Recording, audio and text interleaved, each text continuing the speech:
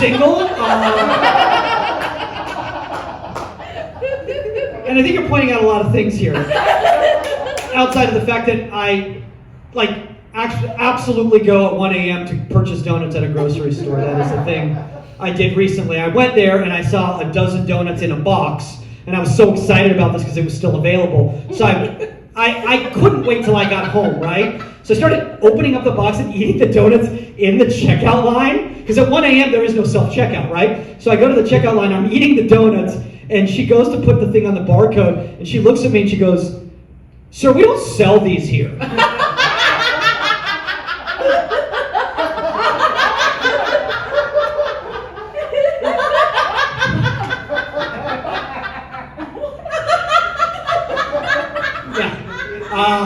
That serves you right.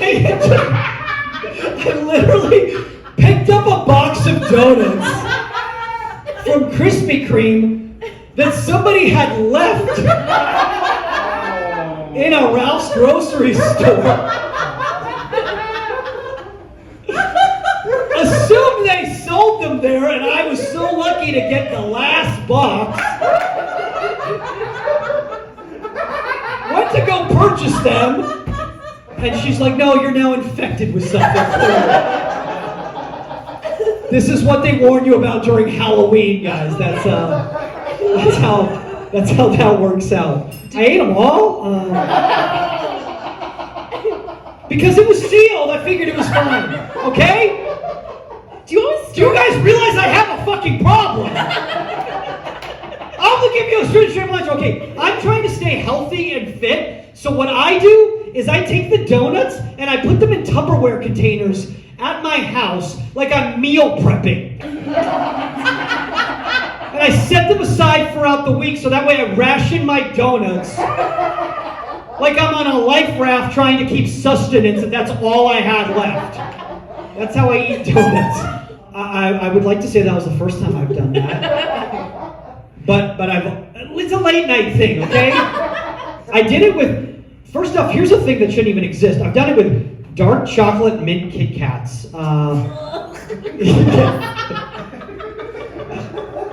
Which, by the way, you know that nobody buys them because they're just right in the checkout aisle and no one has touched them.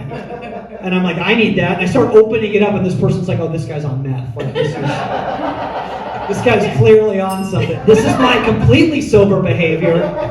And if you wonder why I don't do drugs or alcohol, because imagine this with drugs and alcohol.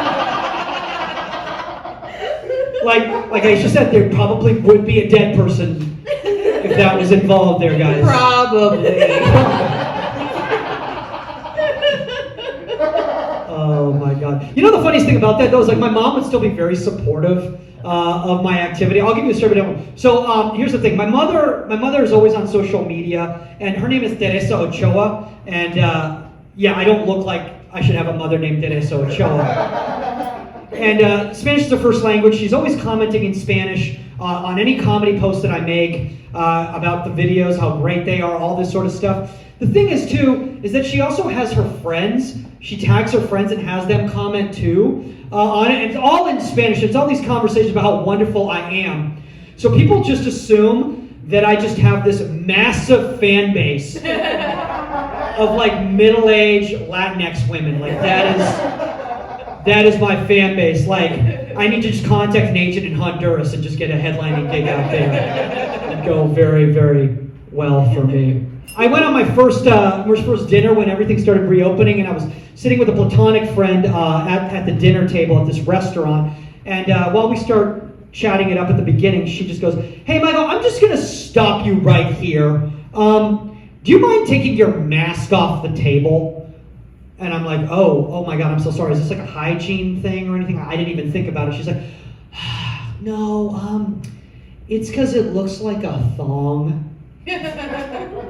And I'm like, "What?" She's like, "Yeah, your mask looks like women's underwear." And guys, I'm just going to show you the mask that I had purchased. And I think she's absolutely correct. This mask definitely looks like women's underwear. This was a poor design choice by whoever made this that they sell at Walgreens. Not a good look in any way whatsoever. I still had to put this on leaving, and now all I had was that visual image in my head. And I just thought, oh my God, everybody in this restaurant here just thinks that I'm wearing women's underwear, and they don't know we're platonic friends. So they just assume I'm in an S&M relationship. And this was my punishment, to wear her underwear as a mask in our first date during the reopening. It's bikini cut. It's a bikini. You know what? Now I'm wondering why the fact that I wear this mask all the time after I've told you all this information. What does that say about me? We learned a lot about me tonight, haven't we? Michael Magid.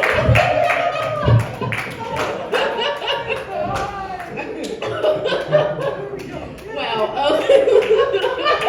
How do you follow that? How do you follow that?